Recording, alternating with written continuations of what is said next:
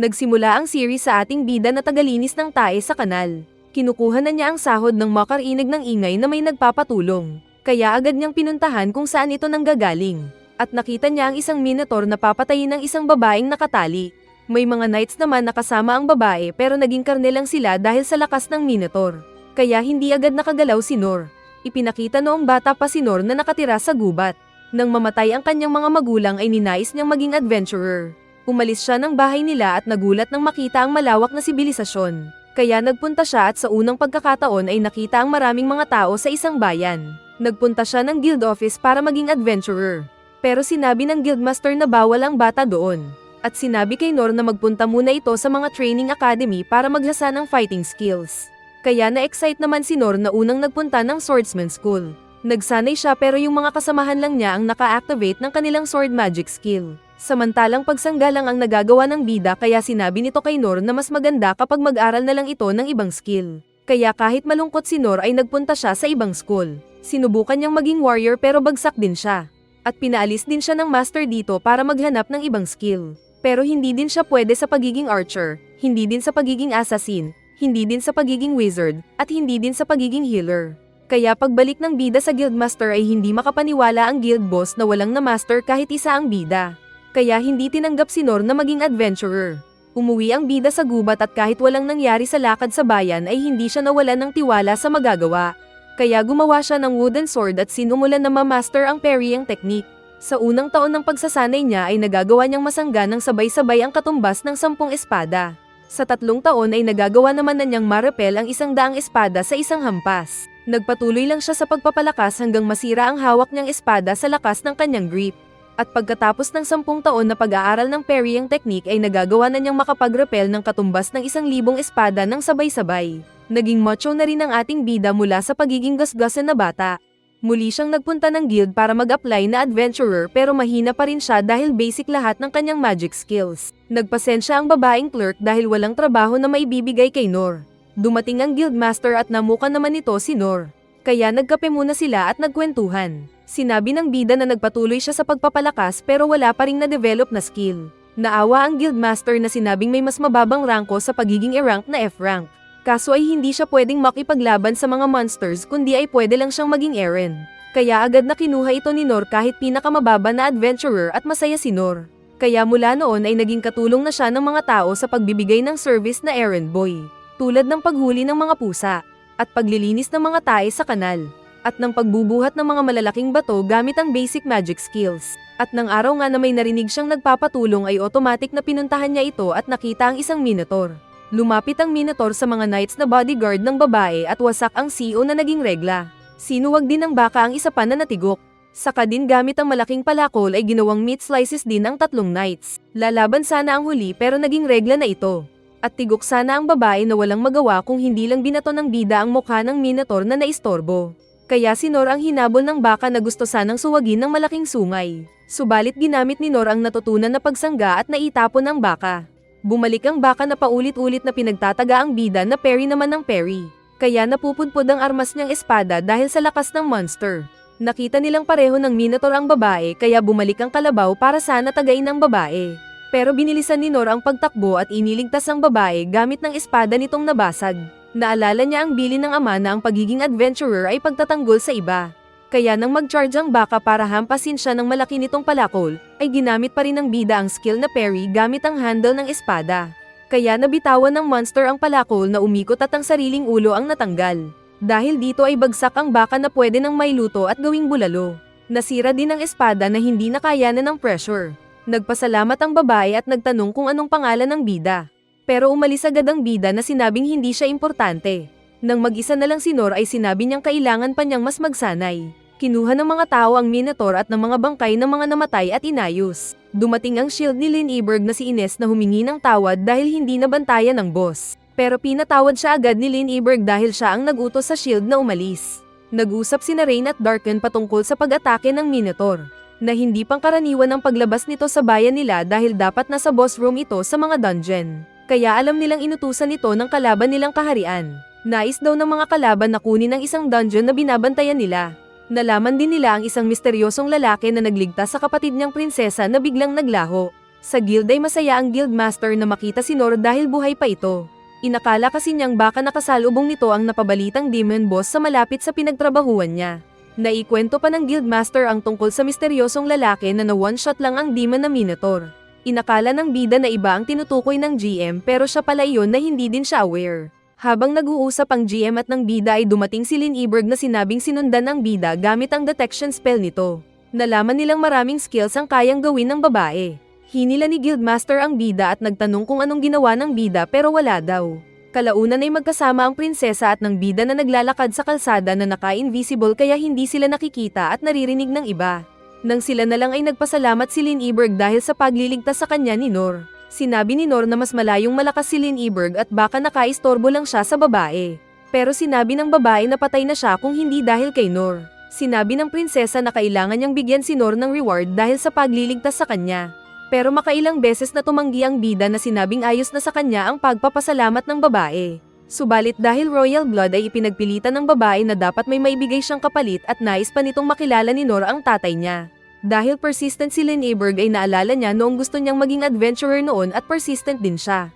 Kaya sinabi sa babae na makikipagkita siya sa ama nito pero iyon na iyon. Kaya masaya ang babae na ginamit ulit ang concealment spell nito at nagpunta sila sa tahanan ng babae. Dinaanan nila ang mga guards na nagbabantay na walang malay. Habang naglalakad ay opisyal na nagpakilala si Nor dahil tinanong ng babae. Saka din nagpakilala ang babae na prinsesa. Sinalubong sila ng nakasimangot na Ines at sinabi ng knight na busy ang tatay ng babae. Ipinakilala ni Lindbergh ang bida na nagligtas sa kanya at nagpasalamat naman si Ines. Pero masama pa rin ang titig nito kay Nor na napansin ng bida. Nakasalubong din nila ang isang spearman na si Gilbert na nagpakitang gilas sa hawak na spear kay Nor, sabay tanong kung sino ang bida. Sinaway siya ni Ines at sinabing ito ang nagligtas kay Lindbergh. Kaya napangiti lang si Gilbert na sumama din sa pagpunta sa boss nila. Pumasok ng King's Hall ang mga bida at masaya si Lindbergh na makita ang tatay. Nakita ni Rain na gamit ng prinsesa ang invisible cloak nito kaya alam niyang lumabas ang kapatid. Nakita ni King Clay si Nor at alam na ito yung nagligtas sa anak kaya binati ito. Sinabi naman ng bida na wala siyang alam sa etiquette ng mga mayayaman kaya advance na humingi ng pasensya. Kaya natawa ang hari samantalang nakasimangot pa rin si Ines. Nakipagkamay ang hari para sa opisyal nitong pasasalamat sa pagligtas ni Nor sa anak. Tinanggap ni Nor ang thank you ng hari at aalis na sana. Pero nagtanong ang hari kung anong gusto ni Nor. Ini-offer din nito ang mga kayamanan mula sa dungeon nila. Pero ayaw ni Nor na matanggap ang kahit anong reward na gustong ibigay ng hari. Nag-isip ang hari at nakita ang malaking espada na nasa likod ng trono nito. Kaya ito ang kinuha at nais na ibigay kay Nor. Ayaw sana ni Rain pero sinabi ng hari na wala din namang nakakagamit nito kaya ibigay na lang nila. Isa daw itong rare na element na hindi nasisira na nakuha nila sa dungeon. Kinuha naman ito ni Nor at naisip na kakaiba ang espada na iyon saka napakabigat pala. Nagpasalamat siya sa hari at agad na itinaas ang espada gamit ng isang kamay at winagayway ito. Kaya nagulat ang mga nakakita dahil malakas si Nor. Pwede nang may laban kay Guts na malaki din ang espada. Nais ng hari na maging instructor ni Lindbergh si Nor. Pero sinabi ng bida na wala siyang maituturo sa prinsesa. Napatawa-tawa ang hari. Saka din agad na nagpaalam ang bida para umalis. Sa daan ay iniisip pa rin niyang mahalaga ang espada na hawak. Saka naisip na maganda pala itong panglinis sa kanal na nalalagyan ng tae. Napalingon siya sa pagdating ni Ines na sinabing nais makilala si Nor. Nagpakilala ang babae na vice captain at bodyguard shield ni Lindbergh. Sinabi nitong dahil niligtas ni Nor ang prinsesa ay nakahanda din siya para tumulong kay Nor. Kaya naisip ng bida na overthink yun naman yata ang ginagawa ng mga tao na kaharap niya kanina pa. Pero sinabi din ni Ines na dahil mga royal blood ang pinaglilingkuran niya ay hindi rin papayag na walang galang si Nor sa pakikipag-usap sa mga ito. Kaya pumayag na lang ang bida sa nais ng babae. Nagtanong ang babae kung sino siya. At nagulat ito nang marinig na siya si Nor. Saka din umalis ang babae. Paglingon niya ay tinutukan naman siya kaagad ni Gilbert ng pangpalo nito. Saka sinabing gustong makasparring si Nor na gusto lang naman sanang umuwi. Kaya sumunod siya kay Gilbert sa dojo nila na may nagsasanay. Pumili si Nor ng wooden sword para sa sparring nila kaya napangiti si Gilbert. Sa isip din ng bida ay marami siyang matututunan dito. Kaagad na umatake si Gilbert ng pagpalo-palo ng stick nito na kaagad din namang iniwas-iwasan ng bida. Maganda daw ang teknik ni Gilbert pero napansin ni Nor na mabagal ito. Kaya naisip niyang pinagbibigyan lang siya ng spearman. Kaya sinabi ng bida na seryosohin siya ni Gilbert at huwag magpigil. Kaya nagpasensya si Gilbert na agad ding umatake ng mas mabilis pero iniwasan pa rin ni Nor. Nakita ni Nor ang blind spot ni Gilbert kada aatake pero inakalang trap lang iyon ng spearman para mahuli siya. Subalit sa isip ni Gilbert ay nafo-frustrate siya dahil hindi matamaan ang bida. Gumamit siya ng fake ang nakita ng napahanga na Nor, na nakaiwas pa rin. Sinabi ulit ni Nor na bilisan pa ni Gilbert. Kaya nagseryoso nga si Gilbert na biglang tumusok ng stick nito na may puwersa pa. Kaya nabitak ang stage at muntik matamaan ang leeg ni Nor pero nasa isang gilid na pala ito. Dahil dito ay kaagad tinanggap ni Nor ang pagkatalo at umuwi na. Samantalang naiwan si Gilbert na nag-iisip pa rin. Ipinakita ang nakalipas ni Gilbert na tinatalo ang mga nakalaban nito.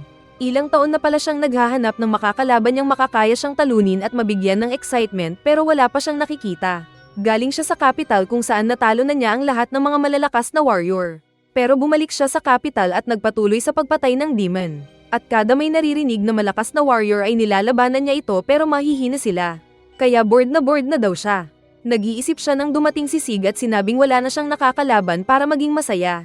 Maging si Ines daw ay nabuburyong siyang kasparring. Tapos ayaw pa siyang labanan ni Sig dahil iba naman ang galing nito.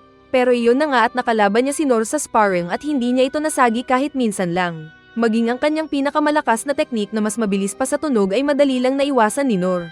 Kaya siya labis na nagtaka dahil sa unang pagkakataon ay natalo siya. Pero sinabi pa kasi ni Nor na tinanggap ang pagkatalo. At bago umalis ay sinabi ni Nor na maglalaro sila ulit. Pag alis ng bida ay nakita niya ang mga bakas ng yapak ni Nor. Kaya napangiti si Gilbert na naging excited ulit. Samantala sa daan ay na-imagine naman ni Nor na ginamit ang physical enhancement para lang maiwasan ang pag-atake ni Gilbert. Kaya napahanga din siya kay Gilbert at sinabi sa sarili na marami pa siyang dapat malaman. Masaya si Nor sa bago nitong laruan na hindi nagagasgasan kahit ginagawa niyang kutsara ng mga tae sa kanal. Habang tahimik na nag-isip ang bida ay biglang nagsalita sa likod niya si Lynn Eberg. Nagtanong ang bida kung anong nais ng babae sa kanya. Sinabi ng babae na gusto nitong maging apprentice ni Nor para turuan ng galing nito. Pero sinabi ng bida na hindi niya kailangan ng serbisyo ng babae dahil kaya niyang gawin ang mga bagay na mag-isa. Pinilit-pilit pa ng babae tanggapin ng bida pero ayaw ni Nor dahil mas magaling ito sa kanya. Dahil persistent ay ipinakita pa ni Lynn Eberg ang mga magic skill na kaya nito. Gumawa siya ng ice magic, saka ng fire magic. Saka din inilabas ang isang blade na pinutol ang isang malaking puno na nasa likod nito. Kaya napanganga si Nor na nakakita. May isa pang spirit blade na inilabas ang babae na kanyang inactivate saka din mabilis na sinibak ang isa pang punong kahoy na nahati. Pero pinigilan na siya ni Nor na sinabing wala siyang maituturo sa babae dahil mas magaling pa ito sa bida. Para maintindihan ng babae ay ipinakita ng bida ang kakaisang alam nitong skill na small flame. Dahil sa nakita ay umuwi si Lynn Eberg na dismayado habang iniisip ang narinig niyang kwento ng isang batang gustong maging adventurer. Pero hindi nangyari dahil wala siyang na-improve na skill. Naalala niya nang ipakita ng Wizard Master ang small flame nito na mas malaki kaysa sa ordinaryong small flame, na ginagawa din ni Lynn Eberg. Pero napanganga siya sa nakitang small flame na gawa ni Nor dahil pagkalaki-laki nito kumpara sa mga nakita na niyang gawa ng iba. Sinabi ni Nor na basic lang ang alam niya. Subalit para kay Lynn Eberg ay nasa ibang level si Nor kaso nga lang ay humble ito na hindi ipinagyayabang ang lakas. Kaya mas gusto ng babae na maging master si Nor kaya sinabing alam na nito na gusto ng bida na kontrolin ng pride. At tinawag pa ang bida na instructor na nagtaka. Napaisip si Rain kung bakit ibinigay ng tatay ang nahanap nitong Black Sword sa hindi nila kakilala na Nor. Nakuha nila ang kakaibang espada sa kanilang dungeon. At napakatibay ng metal dahil hindi nila ito nakayang sirain ng kahit anong magic. Pero naisip din ni Rain na may balak ang tatay kay Nor para masiguro ang kaligtasan ng bayan nila. Nagpunta ng guild si Lynn Eberg at Nor kaya napatanong ang guildmaster. Nagtaka ang GM dahil kasama ng bida ang Royal Blood. Pero kalaunan ay sinabi nitong pwedeng magsama sa isang quest ang dalawa sa paghunting ng mga goblins dahil sa rank ni Lynn Eberg na mataas. Sinabi ng GM na magiging pabigat lang ang bida. Pero excited si Nor dahil gusto niyang maranasan ng ibang quest. Napagtanto niyang sinasamantala niya ang rangko ng babae para sa sariling interest pero gusto pa rin niyang kunin ang misyon. Kaya tinataka ng guildmaster ang kanilang quest paper. Saka din itinuro ang kinaroroonan ng goblin. Pero kailangan nilang kunin ang isang tenga ng goblin para maging ebidensya nila. Lumabas ng gate ang dalawa na parehong excited. Sa gubat ay nagtanong ang bida kung ano ang monster na goblin. Kaya sinabi ng babae na mga manyak ito na rapist ng mga mahihina at pinapatay ni Goblin Slayer. Kaya napabilib ang bida sa babae dahil ang talino nito tapos wala siyang maituturo dito. Kalaunan pa ay may naramdaman ang babae na kanilang pinuntahan sa mas madilim na bahagi ng gubat. Pero nagtaka ang babae dahil walang monster doon kung saan niya naramdaman ang monster. Pero biglang gumalaw ang ilang dahon ng puno. Saka may nakita silang katawan ng goblin na kinakain sa ere. Ginamit agad ni Lynn Eberg ang uncover spell nito at nakita nila ang isang napakalaking monster goblin na may malaking diamond sa ulo. Bato-bato pa ang katawan nito na talo ang bilbil mo. Mas gwapo ka lang sa mukha pero tinalo ang katawan mo ng ilang beses. Unang beses na nakakita ng goblin ang bida kaya nasabi niyang ganito pala kalakas ang goblin. Nakita ni Nor na natatakot ang kasamang babae pero sinabi ng bida na goblin lang ang makakalaban nila dahil ayon sa mga kwento na narinig ay mahina ang mga goblin. Sa isip pala ng babae ay alam nitong Goblin Emperor ang kalaban nila na na-engineer ng mga nag-e-experiment ng mga monster ang genes nito. Subalit nang sinabi ng lalaki na goblin lang naman ang kalaban nila ay naiisip ng babae na kaya na-excite ang bida dahil alam na malakas na goblin ang naroon na pinuntahan nila. Kaya naging matapang ang babae. Umatake ang umatungal na Mr. Olympia at Mr. Clean na kulay green na kalbo. Pero pinagsasangga ng bida ang pag-atake nito ng armas na troso. Napaatras ang bida sa pagtulak ng goblin pero ibinalik niya ang lakas kaya nawabol ang goblin. Gumamit naman ng wind magic at ice magic ang babae pero iniwasan ng mabilis na kalbong Incredible Hulk. Saka pa nagbato ng troso na muling sinangga ng bida ng malaking espada. Patuloy ang pagtapon ng malaking kalaban kaya napahingal ang bida. Saka pa nila nakita na naghil ang kalaban nilang goblin na squeaky clean ulit ang mga muscles na walang gasgas. Nagtapon ng tingtatlo at maraming troso ang goblin kaya gumamit ng malakas na wind magic si Lin Iberg. Dahil dito ay nakaligtas sila at nasaktan pa ang kalaban na natamnan ng troso ang braso nito. Subalit parang si Wolverine na naghihilom ang sugat nito dahil sa bato sa noo. Sinabi ni Nor na itulak siya ng babae gamit ng wind magic nito. Kaya ginawa nga ito ng babae at naitulak ang lalaki paabante na nag-climax pa ang mata. Gumamit siya ng physical enhancement at inilagan ng ibinato ng goblin. Saka siya tumalon ng mataas at buong lakas na pinalo ang bato sa ulo ng goblin. Kaya nasaktan ng goblin na naging baliw. Kinuha na pala ni Lin Iberg ang diamond sa noo ng goblin. Inutusan ng lalaki si Lin Iberg na tapusin na ang goblin kaya sinunog ng babae ang kalaban na goblin na binalak pa siyang saktan. Naging parang sinunog na basura ito sa harap ng dalawa. Nakita ni Rain ang bato mula sa ulo ng goblin at sinabi ng mga kausap na dahil dito ay naging malakas ang goblin na may cloak ang magic pa ito. Kaya alam na ni Rain na kagagawa nito ng kalaban nilang kaharian. Pagbalik ng dalawa sa guild ay inakala ng GM na nanood lang si Nor habang pinapatay ni Lin Iberg ang goblin. Sinabi ni Nor ang malaking bato sa ulo ng goblin kaya nagduda tuloy ang GM kung goblin nga ang pinatay ng dalawa. Saka nagkaproblema ang dalawa nang hanapin ng guildmaster ang tenga ng kalaban, wala silang maipakita dahil sinunog nila ng buo ang goblin. Ganun pa man ay ibinigay pa rin ng GM ang reward dahil first time experience ito ng bida. May nabasang sulat si Rain mula sa kanilang nasasakupan at napagtanto niyang nasa state of emergency sila. Kaya inutusan niya agad ang mga tauhan na maghanap ng mga posibleng nagtatago na kalaban. Pinuntahan niya sina Nor at Lin Iberg na kumakain at sinabing gusto ma-hire si Nor na samahan si Lin Iberg sa pamamasyal. Kinabukasan ay magkasama sina Nor at Lin Iberg sa loob ng karwahe at excited ang lalaki dahil unang pagkakataon niyang makapamasyal. Sa isip ay gusto niyang balang araw ay maging isang normal na adventurer at makapag-adventure. Kasama rin nila si Ines na nagmamaneho ng karwahe. Pero sa isip ni Ines ay naalala ang utos ni Rain na ilayo ang prinsesa doon dahil may sasakop sa kanilang kaharian at masisira ito. Nagulat ang Shield nang marinig ito. Pero ipinaliwanag ni Rain na si Lin Iberg ang huli nilang pag-asa kapag namatay silang lahat na royal blood sa capital. Nang nag-uusap sila ni Nor ay sinabi ni Ines ang trabaho nitong shield ni Lin Iberg. Dahil hindi maintindihan ng bida ang nais niyang ipaliwanag ay ipinakita na lang niya ang kakayahan at gumawa ng mga shield mula sa magic skill. Kaya napahanga si Nor sa pagiging seryoso ni Ines sa trabaho. Ipinakita ang nakaraan ni Ines noong unang pagkakataon niyang makita ang magic. Hinawakan ito ng kasamang bata sa isang orphanage pero nasaktan ito. Pero ayos na ang lahat nang dumating ang mga heroes ng kaharian at nakita pa nila ang power ng babae. Kinuha nila ang babae at inalagaan ni Dandog na tinuruan. Dahil sa takot na makasakit ulit ay hindi naging pala kaibigan si Ines. Hanggang makilala niya si Nor na naririnig na pala niya ang pangalan noon mula kay Dandog. Nang minsan kasi na may kalaban silang mantes ay niligtas siya ni Dandog. Dahil napagod ang mga kasama nila at nawawala ng moral, ay nasabi ni Dandog na mabuti sana kung naroon si Nor. Dahil dito ay nabuo ang selos ni Ines sa tao na hindi nito kilala. At nang makita na nito ang bida ay hindi pa rin niya matanggal ang selos kay Nor. Pero bago pa siya makain ng masamang pag-iisip ay kinontra ni Ines ang emosyon at sinabing gagawin ng trabaho na bantayan si Lin Iberg. Napansin ni Nor na may kakaiba sa palayan. Nang tignan nito ni Lin Iberg ay nabahala siya na pinatigil si Ines. Gumamit siya ng uncover magic kaya nabasag ang concealment ng virus na naglalakad sa palayan. Sa oras na iyon ay busy din ang bayan na inaatake ng mga kalaban kaya may pagsabog. Ilang mga tao ang swordsman ang pinatay ng ilang Goblin Emperor. Kaya nagalit si Dandog na sinabing patayin ang lahat ng kalaban. Busy sa paglaban ng mga heroes. Pinagpapatay ng assassin ang monsters na nakita. Balik kina Nor ay ipinakita ang naglalakad na si Rolo kasama ng isang monster. Pero nang mabasag ang concealment spell nila ay pinalo ng Black Death Dragon ang Demon Boy. Nakita ng bida ang nangyari kaya hindi siya nag-isip na agad iniligtas si Rollo gamit ng parry skill mula sa pag-atake ng Black Death Dragon. Napansin din ng dalawang babae ang bata at alam na nilang isa itong demon folk na kumontrol sa Black Death Dragon kanina.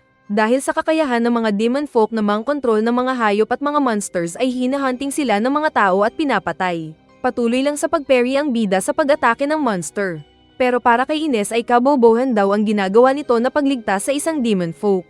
Naisa nang tumulong ni Lynn Eberg kay Nor pero pinigilan siya ni Ines. Sa isip ni Nor habang sinasangga ang pag-atake ng kalaban ay ramdam niyang mas mahina ang kaharap kaysa sa baka na Goblin Emperor na nakalaban. Subalit nang magbuga ng likido ang Black Death Dragon ay biglang naramdaman ng bida ang lason na hatid ng monster na pinaka-power nito.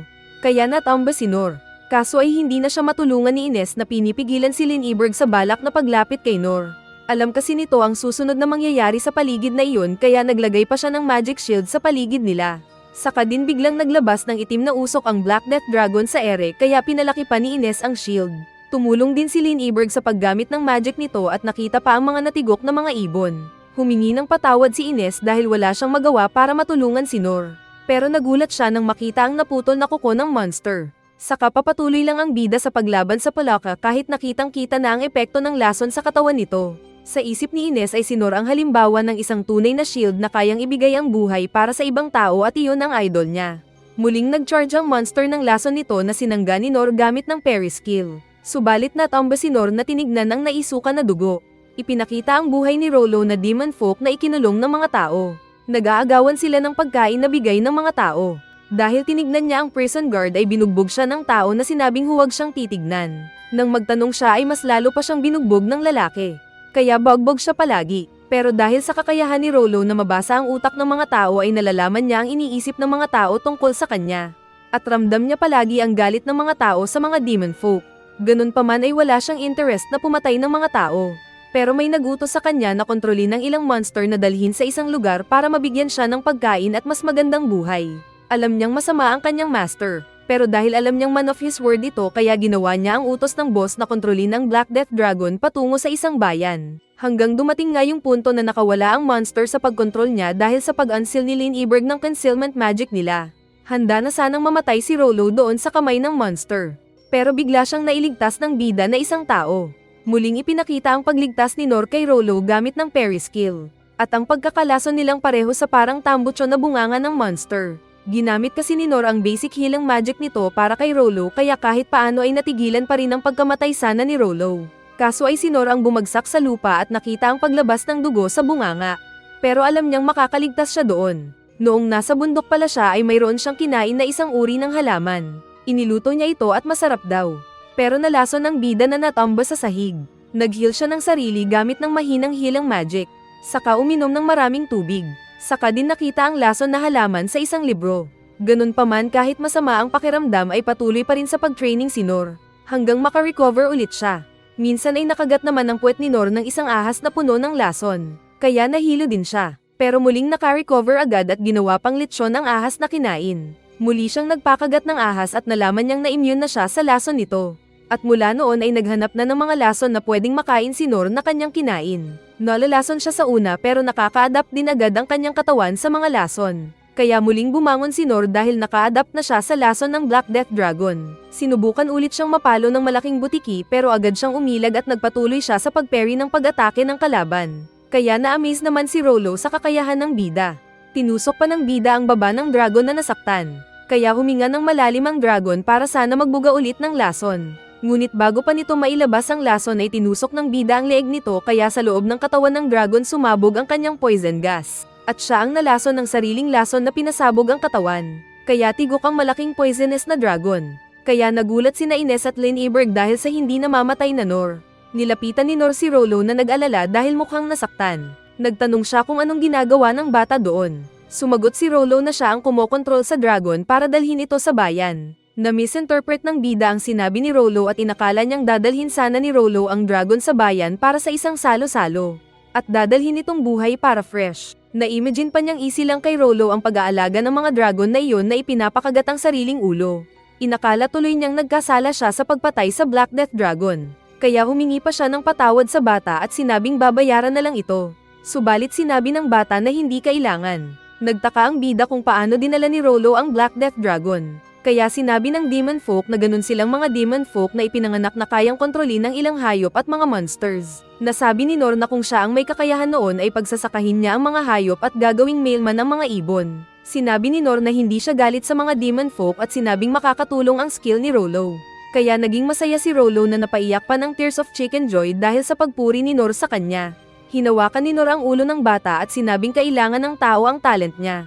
Dumating ang nagmamadaling sina Ines at Lynn Eberg na gusto sanang lunasan si Nor. Pero sinabi ng bida na hindi na kailangan dahil immune na siya dito. Naisip ni Lynn Eberg na mas matindi pa sa lason ang nalanghap ni Nor pero bakit hindi siya namatay. Naalala niya ang teknik ng healer na Master Cleric at napagtantong nakamit ito ni Nor sa mas batang edad. Nakita ng dalawang babae si Rollo na sinabi ng bida na isama nila sa karwahe. Pero sinabi ng dalawang babae na delikado dahil isa itong demon folk. Mas nabahala pa sila nang sabihin ng bida na dadalhin sana ni Rollo ang Black Death Dragon sa bayan. Nagtanong ang mga bida kung sino ang nagutos kay Rollo. Pero hindi daw talaga kilala ni Rollo ang mga nagutos sa kanya. Dahil mukhang takot ay napagtanto ni Ines na slave ang demon na iyon. Naalala ni Lynn Eberg ang utos ng ama na mag-isip palagi. Pero nakikita nitong natatakot na bata si Rollo. Kaya sinabi din niya kay Ines na dalhin nila si Rollo. Subalit sinabi ni Ines na estrikto ang mga guard patungkol sa pagdadala ng mga demon folks sa bayan. Nag-uusap pa lang sila nang biglang magsalita ang isang misteryosong lalaki na inasahan daw na patay na sana si Rollo.